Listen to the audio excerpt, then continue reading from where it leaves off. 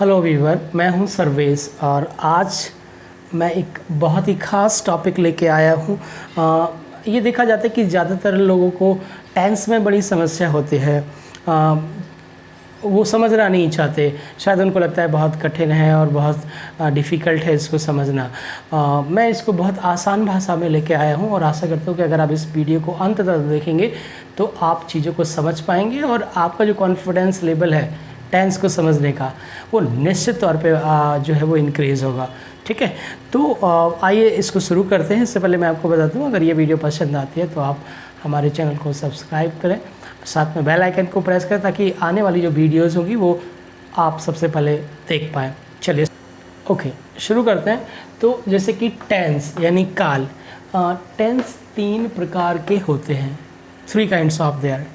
Okay, there are 3 kinds of tense are there. So tense 3 प्रकार के होते हैं, जिसमें पहला टेंस है प्रेजेंट टेंस यानी कि वर्तमान काल।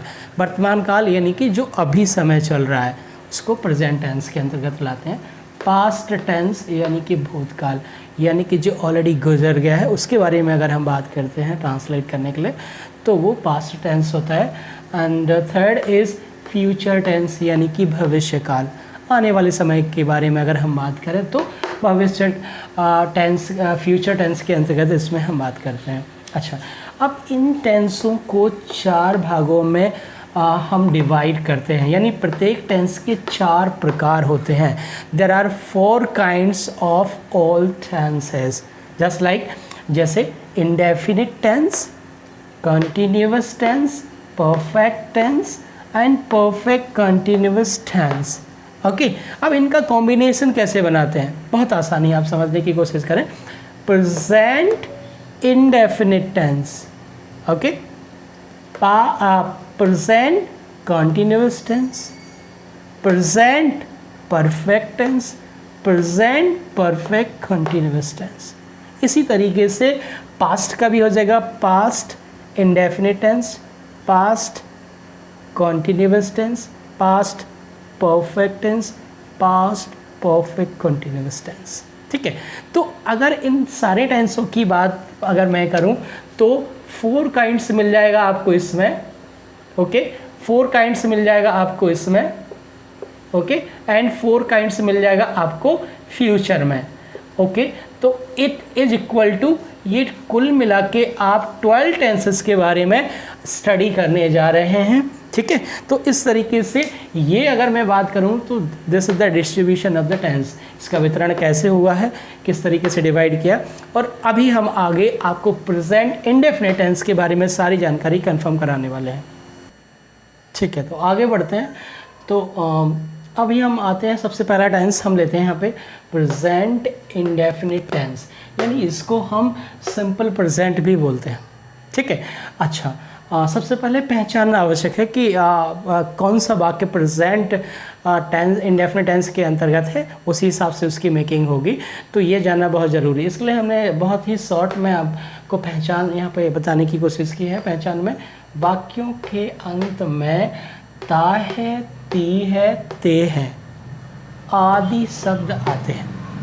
अगर वाक्यों के अंत में ये शब्द आपको दिखते हैं तो आप समझ पाएंगे कि ये प्रेजेंट इंडेफिनिट टेंस का वाक्य है। कैसे कि एग्जाम्पल में अगर मैं बात करूं तो जैसे वह बाजार जाता है, तो अगर आप देख सकते हैं कि जाता है, तो मैंने ऑलरेडी पहचान में बात की है कि ता है, ती है, ते हैं आदि, तो जाता है, इससे मैं समझ गया कि ये जो वाक्य है वो प्रेजेंट इंडेफिनिट टेंस का वाक्य है। ठीक है, इस तरीके से हम इसकी पहचान को समझेंगे। अब बात आती है कि एफर्मेटिव सेंटेंस को हम ट्रांसलेट कैसे करेंगे इंग्लिश में। So that is very important question over here, जिसके लिए सारी चीज़ें हम कर रहे हैं कि हमको ट्रांसलेट करना आना चाहिए। ये बेसिक पॉइंट है हमारा। तो एफर्मेटिव सेंटेंस यानी कि साधारण वाक्य, ठीक है, इसका रूल टू ट्रांसलेट यानी अंग्रेज़ी बनाने का नियम। और अंग्रेजी बनाने का नियम क्या है साधारण वाक्यों का, आप देख सकते हो। रूल टू ट्रांसलेट में सबसे पहले सब्जेक्ट होता है, ठीक है, यानी कर्ता, इसके बाद वर्ब का फर्स्ट फॉर्म ऑब्जेक्ट, और फिर ईटीसी यानी कुछ और होगा तो। ठीक है, यानी कि सब्जेक्ट, वर्ब का फर्स्ट फॉर्म प्लस ऑब्जेक्ट, फिर ईटीसी कुछ और। ओके तो ये तो रूल टू ट्रांसलेट हुआ, बट इसमें थोड़ा सा एक थोड़ा सा कॉम्प्लिकेशन है जो थोड़ा सा आपको समझना आवश्यक होगा। नोट में मैंने आपको दिया हुआ है यहाँ पे कि यदि सब्जेक्ट सिंगुलर नंबर हो तो, अगर ये सब्जेक्ट सिंगुलर नंबर है, क्योंकि in English there are 2 numbers are there, अंग्रेजी में 2 नंबर्स होते हैं, singular number and plural numbers. Okay singular number जहाँ पर हम एक लोगों के विषय में बात करें तो वो सिंगुलर नंबर होता है, और एक से अधिक लोगों की बात करें तो वो आपका बहुवचन यानी प्लूरल नंबर में आता है। ठीक है, now I am going to tell here कि देखो नोट में यदि सब्जेक्ट आपका सिंगुलर नंबर है, अगर आप आइडेंटिफाई कर पाए कि हमारा जो सब्जेक्ट दिया हुआ है वो सिंगुलर नंबर है, तो हम मेन वर्ब में एस और एस का प्रयोग करते हैं। ठीक है, कैसे प्रयोग करते हैं ये हम आपको बताने वाले हैं प्रयोग करके। ओके तो अभी हम कुछ एग्जांपल्स लेके आए हैं जिसमें हम आपको चीज़ों को कंफर्म कराने वाले हैं कि हम आखिर ट्रांसलेट करते कैसे हैं, बहुत इंपॉर्टेंट है। सो मैंने यहाँ पे एक एग्जांपल लिया हुआ है, आप देख सकते हो, वह है बाजार जाता है। तो पहचान हमारे यहाँ पे मैच करती है कि जाता है। अब इसमें हम रूल की बात करें तो रूल मैंने ऊपर मेंशन किया हुआ है कि सब्जेक्ट होता है, फिर वर्ब का फर्स्ट फॉर्म, फिर ऑब्जेक्ट होता है, फिर अतिरिक्त कुछ और होता है। तो सब्जेक्ट यहाँ पे हमारा ही है यानी वह है, तो वह का मतलब हमने यहाँ पे लिया हुआ है ही। ठीक है, इसके बाद ठीक है वह बाजार जाता है, तो यानी सब्जेक्ट यहाँ पर ही है, ही मीन्स वह है। ठीक है, बाजार जाता है यानी ये आपका मेन वर्ब है, मीन्स गो, ही गो, और यहाँ थोड़ा स्पेस छोड़ता हूँ सो बताऊँगा मैं। ही गो और कहाँ जाता है, टू मार्केट, ऑब्जेक्ट है आपका मार्केट। ओके अच्छा, अभी यहाँ पे स्पेस मैंने छोड़ा किसी विशेष वजह के लिए, जैसे कि मैंने नोट में आपको बताया था कि अगर सब्जेक्ट आपका सिंगुलर नंबर है तो हम मेन वर्ब में एस या s according to need use करते हैं, ज़रूरत के हिसाब से। ठीक है, तो चूंकि ही को सिंगुलर सब्जेक्ट काउंट किया जाता है वह, तो इसलिए हम इसमें एस और ई एस का यूज़ करेंगे। तो जहाँ पर ओ होता है वहाँ पे हम ई एस लगाते हैं, तो ये हो जाएगा गोज़। सो ये कंप्लीट हुआ आपका, ही गोज़ टू मार्केट, वह बाजार जाता है। ठीक है, ये सिंगुलर का मैंने लिया।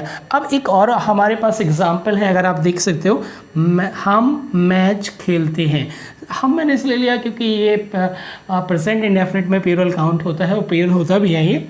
ठीक है, अब इसको बनाते समय हम क्या करते हैं, हम यानी कि वी, ठीक है, और खेलते means play, PLAY, we play the match, क्या खेलते हैं, we play the match. Okay so चूँकि ये प्लूरल है तो हमें इसमें मेन वर्ब में एस और एस लगाने की आवश्यकता नहीं है। इस तरीके से सिंपल सेंटेंस को हम आसानी से कर पाएंगे, और आशा है कि अगर आप इनको प्रैक्टिस करेंगे तो चीज़ें समझ आएंगी। और अगर आपको किसी तरह की कोई कॉम्प्लिकेशन आती है तो आप कमेंट्स में हमें ज़रूर लिखें, ताकि उन चीज़ों को हम इम्प्रूव करके आप तक पहुँचाने की कोशिश करें। आगे के टेंसों के लिए आप हमारे चैनल को सब्सक्राइब करें ताकि वीडियोज़ आप तक पहुँच सकें, और साथ में बेल आइकन को प्रेस करें ताकि बहुत सारी इंपॉर्टेंट इन्फॉर्मेशन आप तक पहुँच सके। Thank you very much. Simple present tense में इतना ही।